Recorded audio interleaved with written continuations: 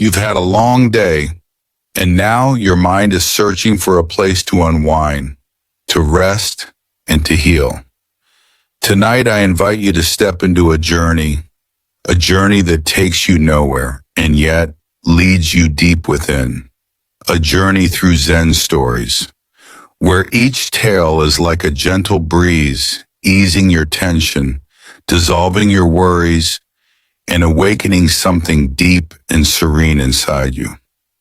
Before we begin, allow your body to completely let go.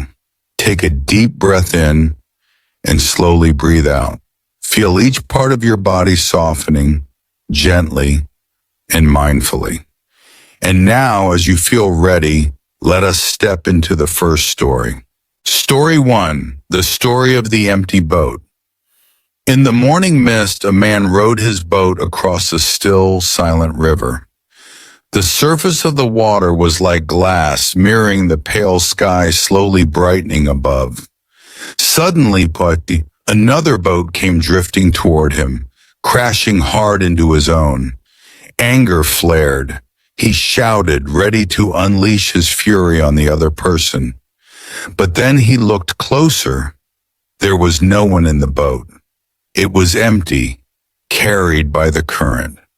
He froze, silent, and in that stillness, something deep awakened. It wasn't the boat that caused his anger. It was his own mind that had fed it. From that moment, he understood. If we can see everyone as an empty boat, we no longer need to carry anger or blame. How many times have we been just like that man, losing our peace simply because we believe someone was intentionally hurting us? But the empty boat, it's only a reflection of what already exists within us. And if we can learn to see every situation as just an empty boat, then anger will have no place left to hold on. Story 2, the story of the 2 arrows. One day the Buddha asked his disciples, if a person is struck by an arrow, would they feel pain? Everyone nodded, yes, of course. And what if they were struck by a second arrow in the exact same spot? They would be in even more pain. The Buddha smiled and said, in life, we cannot avoid the first arrow, the pain, the loss, the hardships. But the second arrow, that one, we fire at ourselves through blame, regret, self-criticism, or anger toward others. Sometimes our suffering doesn't come from what happens to us, but from how we respond to it. In this very moment, let the second arrow fall from your hand. Just breathe. The pain might still be there, but the suffering, it begins to soften. Life will always bring us the first arrow, but the second one, Sharon, perhaps we shoot ourselves more often than we realize. Pause for a moment. Listen to your breath. And ask yourself, am I adding to my own suffering right now? Story 3, the story of the overflowing teacup. A scholar once came to an old Zen master to seek wisdom. As they sat together, the master began to pour tea for his guest. He poured and poured until the cup overflowed, spilling onto the table. Startled, the student exclaimed, Master, the cup is full. Please stop pouring. The Zen master paused, smiled, and said, you are like this cup. Your mind is full of thoughts, of theories, of beliefs. How can I offer you anything more unless you first make space? If we wish to receive true wisdom, we must first empty ourselves.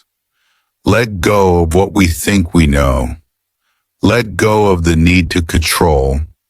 And as you gently release just one thought from your mind right now, can you hear it? The sound of emptiness. It is the doorway to peace. Story Story 4. The story of good luck or bad luck. Who can say? In a quiet village near the mountains, there lived an old man with his son and a prized horse. One day the horse ran away. The villagers came to express sympathy. What bad luck! The old man simply smiled. Good luck, bad luck. Who can say? A few days later, the horse returned, bringing with it a herd of wild horses. Everyone celebrated. How lucky you are. Once again, the old man smiled and said, good luck, bad luck. Who can say? Soon after, while riding one of the new horses, the son fell and broke his leg. The villagers shook their heads. What a misfortune. But not long after, the army came to conscript young men for war. The old man's son was spared because of his injury. And once again, the old man said, good luck, bad luck. Who can say? In life, what we see as good may lead to sorrow, and what we see as bad may open a miraculous door. When we let go of the habit of judging every event, we begin to live more lightly, with a heart that accepts and a mind at peace. In this breath, can you release just one judgment? Simply be present. Everything is unfolding exactly as it must. Story 5. The story of the cricket in the temple. An old Zen master lived in a small temple deep in the forest. Every night he meditated in silence, accompanied only by the wind and the faint chirping of a cricket near the Buddha altar. One day a student came to study with him, but the student often found himself unable to calm his mind. He went to the master and said, I've tried to hear the voice of truth, but all I can hear is that cricket. The master smiled gently. And who says the cricket's song is not the voice of truth? From that day on, the student practiced listening without choosing. He stopped expecting things to be different, and in the soft, ordinary sound of the cricket, he began to hear something extraordinary. The quiet miracle of presence. Peace doesn't come from removing sound, but from listening without resistance. It's not that life must be silent, it is the mind that must become still. In this moment, is there something you're resisting? Is there a cricket you're trying to push away? Try letting go and listen. Beneath every sound, peace has been waiting for you all along. Story 6. The sound of one hand. One day a young novice approached the Zen master and asked, Master, I've heard the sound of two hands clapping, but what is the sound of one hand?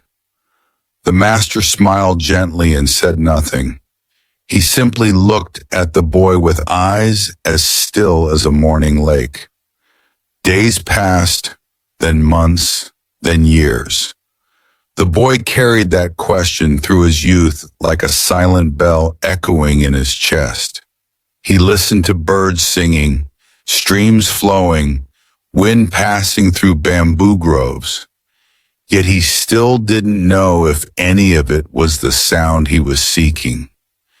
Then one quiet afternoon, as a young monk, he sat alone in the forest. No thoughts, no striving, only stillness.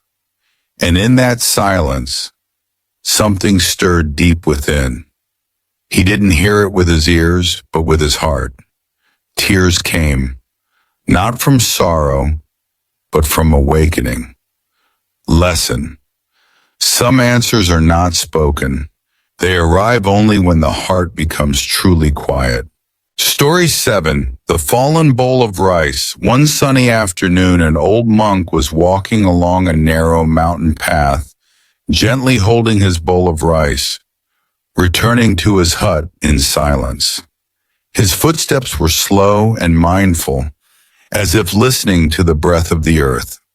Suddenly he tripped on a stone. The bowl slipped from his hands, scattering rice across the dirt. He sat up, gazed at the spilled grains, and instead of anger or frustration, he softly smiled. He bowed his head and whispered, "Today, the Buddha eats before me. That's good too." A traveler who saw it paused in awe. There was no loss in the monk's eyes, only a peace as vast as the sky. Lesson: when the heart lets go, nothing is truly lost. Everything becomes part of the path. You've just journeyed through 7 stories. But the deepest truth may not be found in the words themselves, and it may be in the lightness you feel in this very moment. There's no need to fully understand, no need to remember every detail.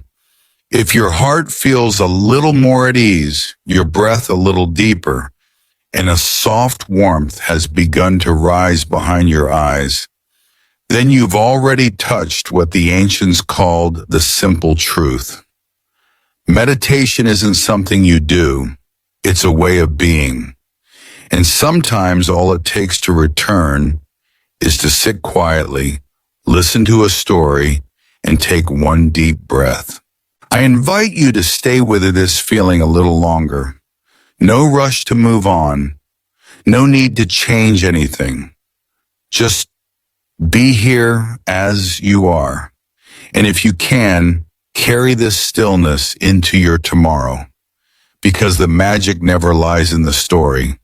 It's always in the way you choose to listen. Thank you for spending this time with Buddha and me daily. May you rest peacefully in the stillness of night, where every worry dissolves like morning mist, so that when you awaken, your heart is clear, ready to greet the new day with eyes full of presence.